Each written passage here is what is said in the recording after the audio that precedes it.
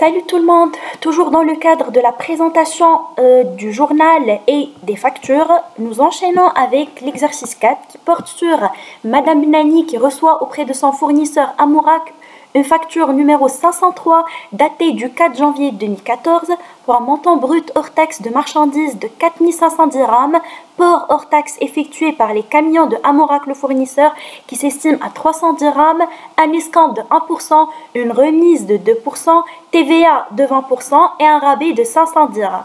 Donc dans ce cas, nous sommes tenus à présenter la facture puis enregistrer ces opérations dans les journaux de Benani étant la cliente et Amourak étant le fournisseur.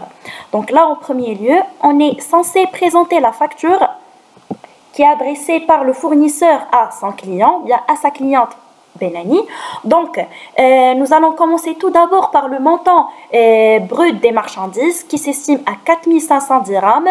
Puis nous priorisons le rabais qui s'estime à 500 dirhams pour avoir le net commercial de 4000 dirhams.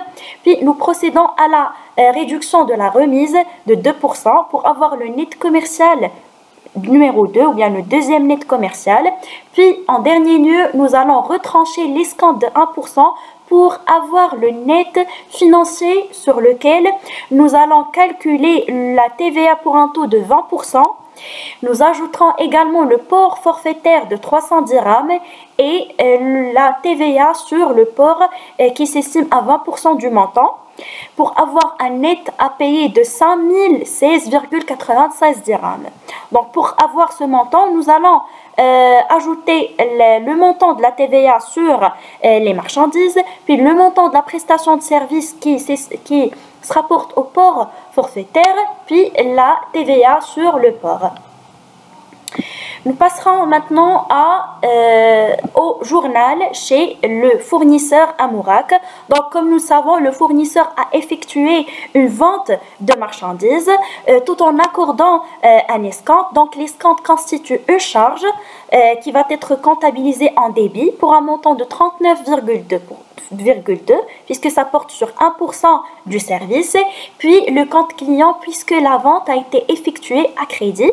Donc ici, on met le net à payer qui est de 5016,96 dirhams. Puis nous allons créditer en contrepartie la vente de marchandises, puis le port et frais accessoires facturés, puis l'état TVA facturé en englobant le montant de la TVA sur marchandises et le montant de la TVA sur le service de transport.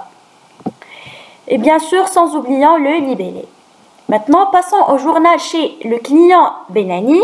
Donc, la cliente plutôt a effectué un achat de marchandises qui va être comptabilisé en débit pour un montant de 3920 auquel va s'ajouter l'état TVA récupérable sur charge qui s'estime au même montant qui a été crédité chez le fournisseur, puis transport sur achat qui constitue une charge qui va être supportée par la cliente et qui s'estime à 300 dirhams.